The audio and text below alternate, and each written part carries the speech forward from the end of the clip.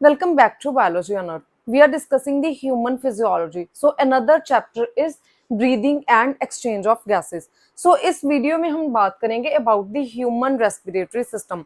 जो human respiratory system है इसमें डिफरेंट ऑर्गन्स होते हैं. Now this is the diagram of human respiratory system. अब यहाँ पे जो नॉस्ट्रिल्स, यहाँ पे this is called the nasal cavity, और इसके आगे दो नॉस्ट्रिल्स प्रेजेंट होती हैं which are called the nasal openings which are present here. ये जो नेजल कैविटी है ये आगे ओपन होती है फेरिक्स में. नाउ यहाँ पे ये जो है ये ओरल कैविटी है और we can say it is a buccal cavity. और जो यहाँ पे बक्कल कैविटी और जो नेजल कैविटी है जो दोनों इसमें ओपन होती है जिस रीजन में इसे हम बोलते हैं फेरिक्स. उसके बाद यहाँ पे वॉइस बॉक्स प्रेजेंट है विच इज कॉल्ड द लैरिक्स. अब यहाँ पे आती है इसके बाद wind pipe which is also called the trachea. So trachea के ऊपर जो है एक कवरिंग होती है which is called the epiglottis. जब भी हम खाना खाते हैं तो ये जो एपिग्लॉटिस है ये इस पाइप को कवर कर देता है ऊपर से ताकि खाना जो है ये विंड पाइप में मींस ट्रैकिया में एंटर ना करे. अब ये जो ट्रैकिया है ये बाइफरकेट होता है इनटू द टू ब्रांचेस. अब जो इसकी एक ब्रांच है इसे हम ये एक लंग में जाती है और दूसरी ब्रांच दूसरे लंग में जाती है. नाउ जो ह्यूमंस है इनमें दो लंग्स होते हैं which are present in the thoracic region. This is called the thoracic cavity. अब इसमें जो यहाँ पे है it is called the right lung और इस साइड जो है ये लेफ्ट लंग प्रेजेंट है. जो लेफ्ट लंग है इसमें थोड़ी सी इस तरीके से कर्व होती है बिकॉज इस पोजीशन पे हार्ट प्रेजेंट है. तो ये जो हार्ट है इतना पोर्शन इसका कवर करता है तो ये स्मॉलर होता है as compared to the right lung. जो ब्रोंकाई राइट लंग में एंटर करती है इसे हम बोलते हैं राइट ब्रोंकाई और जो लेफ्ट लंग में एंटर करती है इसे हम बोलते हैं लेफ्ट ब्रोंकाई. ये जो ब्रोंकाई है ये आगे जो है ये सब डिवाइडेड होते हैं into secondary and tertiary bronchi.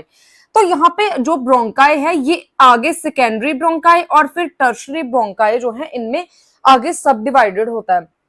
और अगर हम यहाँ पे बात करें this is called the secondary bronchi जो कि ये ब्रांच है. तो इस तरीके से ये टर्शरी ब्रांचेस में भी आगे बाइफरकेट होता है. उसके बाद यहाँ पे जो ब्रोंकाई है ये एंड होते हैं एक नैरो ट्यूब पे और ये जो नैरो ट्यूब है इसे हम बोलते हैं ब्रोंक्यूल्स जो कि ये एंड वाला पोर्शन है. और इस ब्रोंक्यूल के आगे जो है एयर फिल्ड एक सैक होता है which is called the alveoli. Means इस तरीके से है कि अगर यहाँ पे जो है ब्रोंकाई मूव कर रहे हैं प्राइमरी सेकेंडरी और टर्शियरी ब्रोंकाई और जो इसका एंड वाला पार्ट है इसे हम बोलते हैं ब्रोंक्यूल.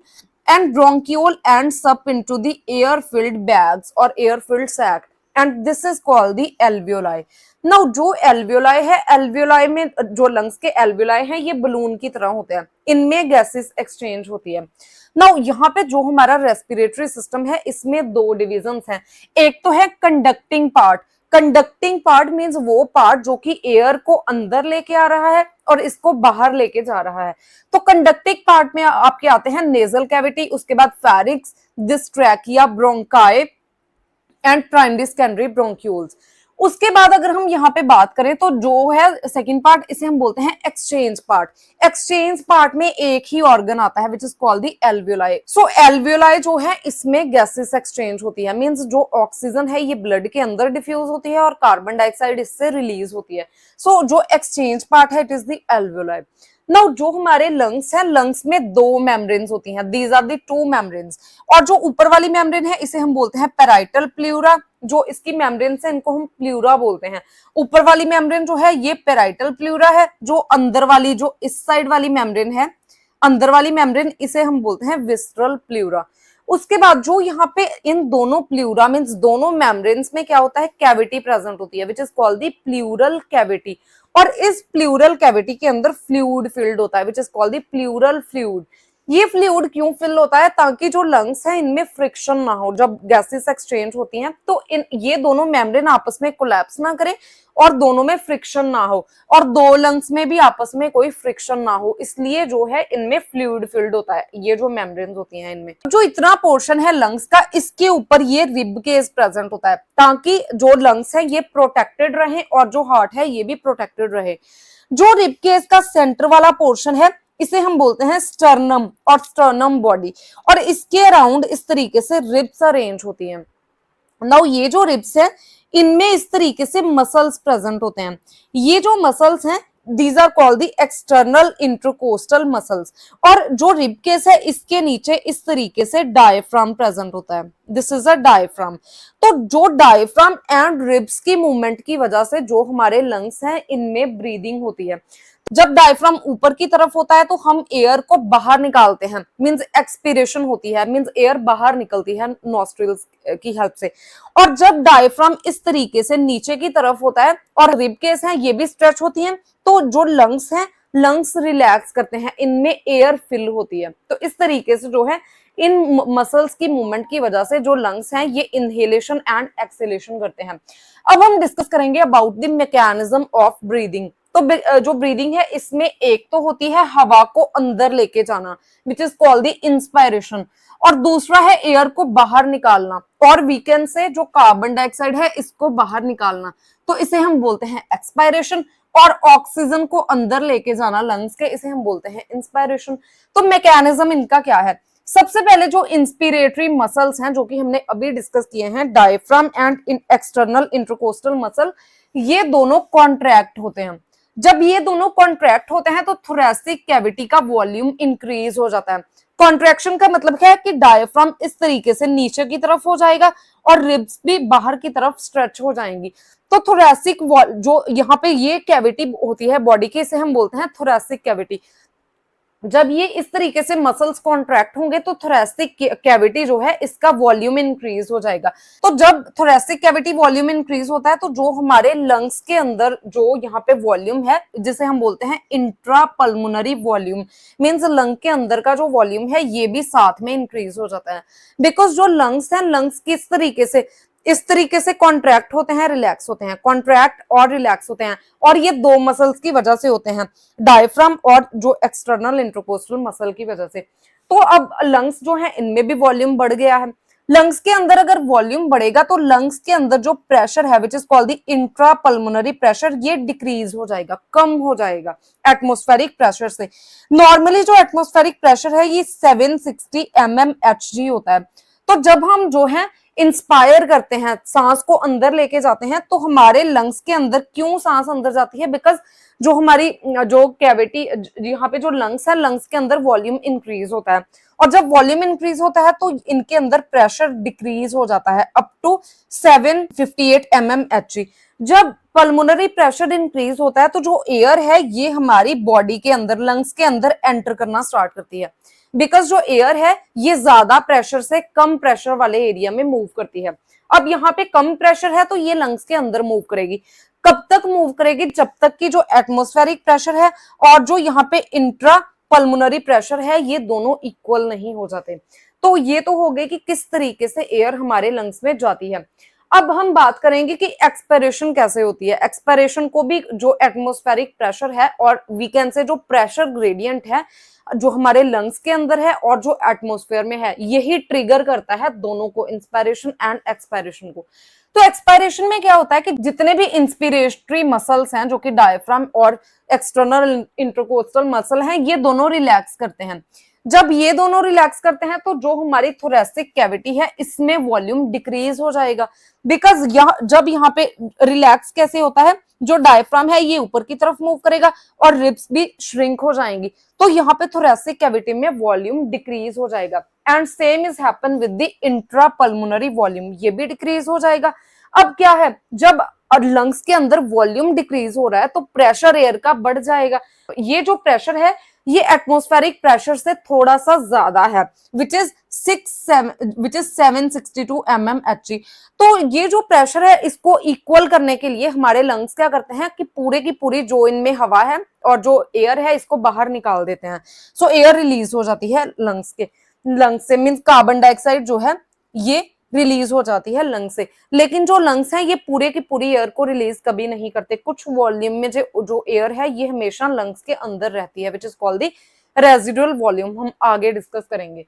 अब यहाँ पे जो ट्रैकिया है इसमें जो है कार्टिलेजियस रिंग्स प्रेजेंट होती हैं। ये जो कार्टिलेजेस हैं ये क्यों प्रेजेंट हैं? ताकि जो ट्रैकिया है ये कोलैप्स ना हो।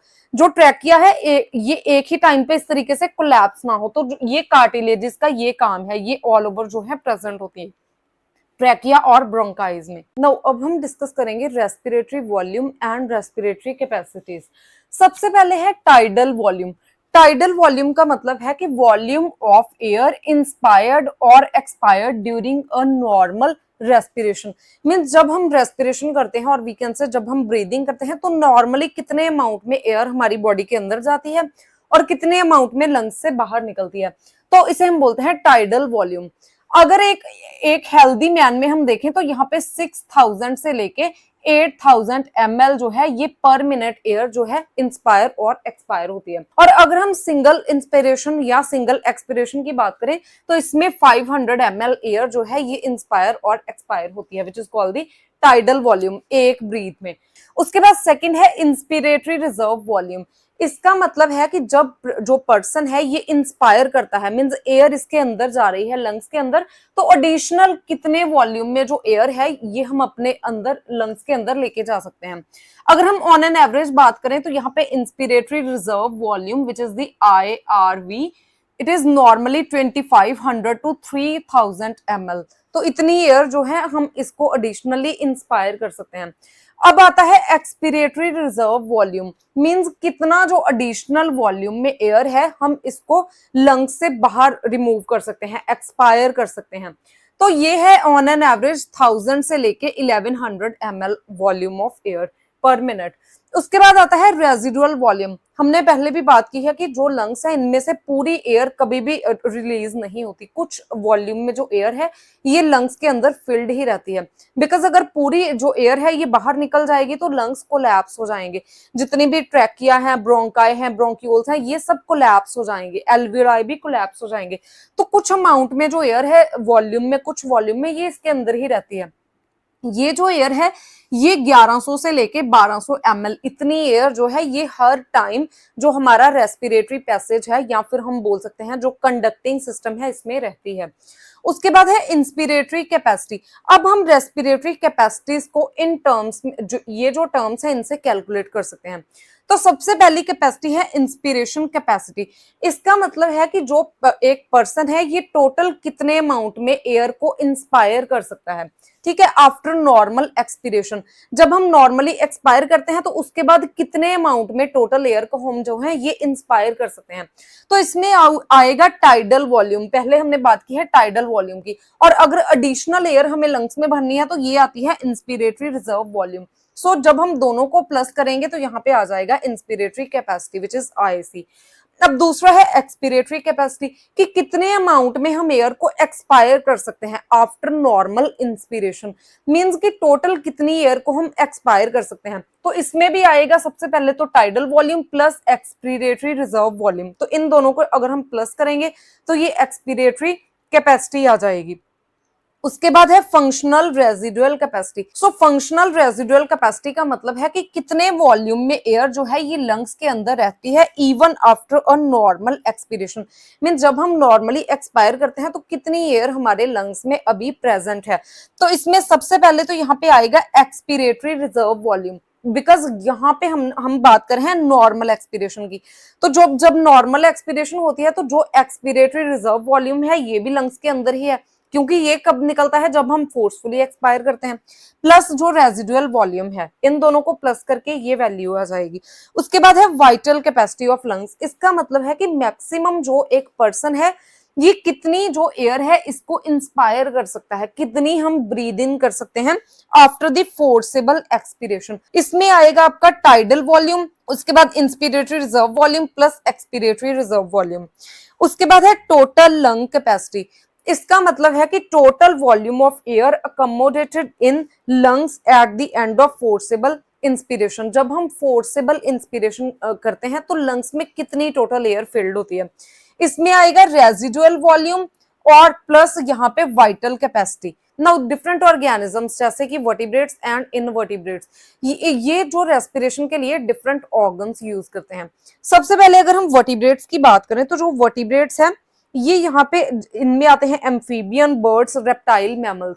नाउ जो एम्फीबियंस हैं, एम्फीबियंस मींस जो लैंड पे टेरेस्ट्रियल भी होते हैं और ये एक्वेटिक भी होते हैं। तो जब ये लैंड में होते हैं तो ये लंग्स को यूज करते हैं रेस्पिरेशन के लिए, जब ये पानी में होते हैं तो ये अपनी स्किन में से जो वाटर है इसको एब्जॉर्ब करते हैं, और वी कैन से स्किन में इनके वाटर लगता है और उससे ऑक्सीजन को ये डिफ्यूज करते हैं।